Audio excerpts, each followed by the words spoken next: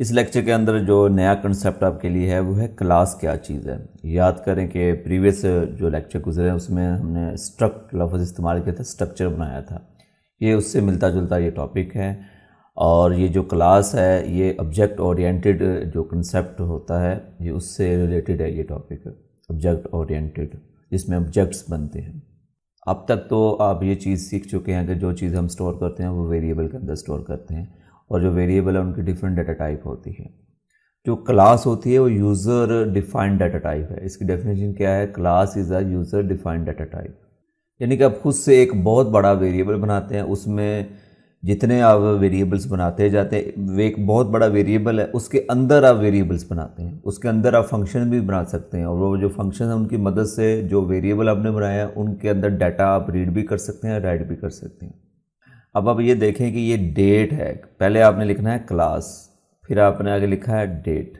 That mean मैंने खुद से डेट इसका नाम रख दिया। कोई भी नाम रख सकते हैं जिसमें आप वेरिएबल का रख सकते हैं। यहाँ से इसकी बॉडी स्टार्ट हो रही है, यहाँ पर इसकी बॉडी क्या है? एंड हो रही है इस क्लास की। अब इसका जो पहला मेंबर है वो हमने वेरिएबल सिंपल, जो जिस तरह हम वेरिएबल मेन के अंदर बनाते हैं इसके अंदर बनाए हैं। 3 वेरिएबल बने हुए हैं इस वक्त। अब फ़र्ज़ करें कि ये जो वेरिएबल है डेट, ये मेमोरी में बहुत बड़ा एक सेल बन गया। उसके अंदर ये 3 सेल बन गए हैं। पहले का नाम डे है, दूसरे का नाम मंथ, फिर ईयर्स। कोई भी आप नाम रख सकते हैं, ये तो कोई सिंपल काम है।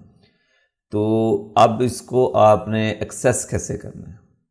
ये क्लास बन गई, एक सिंपल क्लास बन गई। एक्सेस करने के लिए आप मेन के अंदर क्या करेंगे? जो क्लास होगी उसका आप नाम देंगे। ये मैंने डेट नाम दे दिया, क्लास का नाम डेट है। तो उसके बाद आप स्पेस डालें ये, और आगे माई डेट रख दें, जो आपका दिल करता है, जहाँ जस्ट आप डी करते हैं। अब आप गौर करें कि मैंने क्या किया है कि यहाँ पर तो हम डाटा टाइप देते हैं ना। डाटा टाइप मैंने क्या दी? जो मैंने ऊपर डिफाइन की, इसलिए इसे यूज़र डिफाइंड डाटा टाइप कहते हैं। और जो यूज़र खुद से डाटा टाइप बनाता है, यानी कि क्लास के थ्रू हमने डाटा टाइप बनाई है, और आगे ये देखें ये डाटा टाइप हमने दे दी, और आगे क्या है? जो भी वेरिएबल का हम नाम देंगे वो फिर क्या होगा? इंस्टेंस होगा। वो किसकी चीज़ है? वो इस डेट क्लास की। इंस्टेंस का मतलब होता है शय, किसी चीज़ को, किसी चीज़ की शय हो, तो वो इंस्टेंस क्या है? इस डेट का, ये डी। तो डी को फिर हम क्या कहेंगे? ऑब्जेक्ट कहेंगे। दोबारा सुन लें, जो यूज़र खुद डाटा टाइप बनाता है और उसके बाद जो वेरिएबल बनाता है डाटा टाइप, आप देखना ये नाम मैंने रखा है, डाटा टाइप इसको जो खुद बनाई वो दे दी, तो फिर ये जो चीज़ होगी डी, ये हमारे लिए ऑब्जेक्ट होगा। इसे हम फिर वेरिएबल नहीं कहेंगे। उसकी रीज़न ये है कि इस डी के अंदर, इसको हम ऑब्जेक्ट इसलिए कहते हैं कि इसके अंदर ये तीनों डाटा मेंबर मौजूद हैं, यानी कि इसके अंदर ये तीनों वेरिएबल इस डी के अंदर मौजूद है।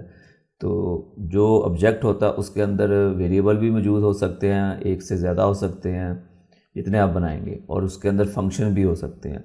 तो आपने उसको मैनिपुलेट करना है, यानी कि उसको हैंडल कैसे करना है? इस अब डी के थ्रू करना है।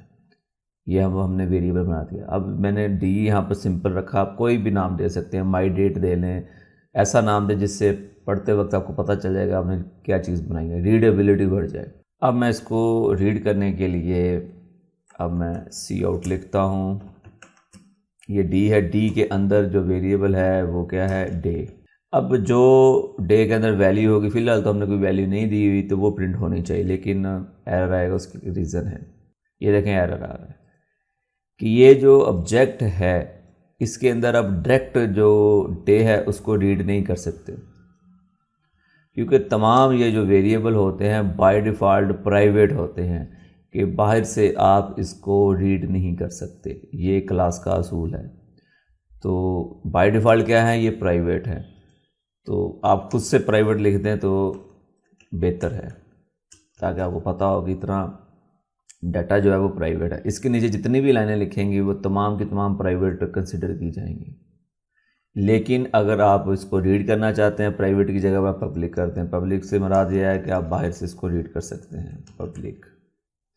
अब मैं चलाऊंगा तो अब ये रीड होगा। देखें अब कोई एरर नहीं आया। तो हमने तो 5 वैल्यू दी नहीं है, इसके अंदर डे के अंदर कोई भी वैल्यू नहीं दी, तो ये 5 कैसे ही प्रिंट कर रहा है? उसकी रीज़न ये है कि इसके अंदर गार्बेज वैल्यू मौजूद है, तो जो गार्बेज वैल्यू वो प्रिंट हो रही है, लेकिन हम उसे एक्सेस कर रहे हैं। अगर आप इधर प्राइवेट लिख देंगे तो आप इसे एक्सेस नहीं करेंगे।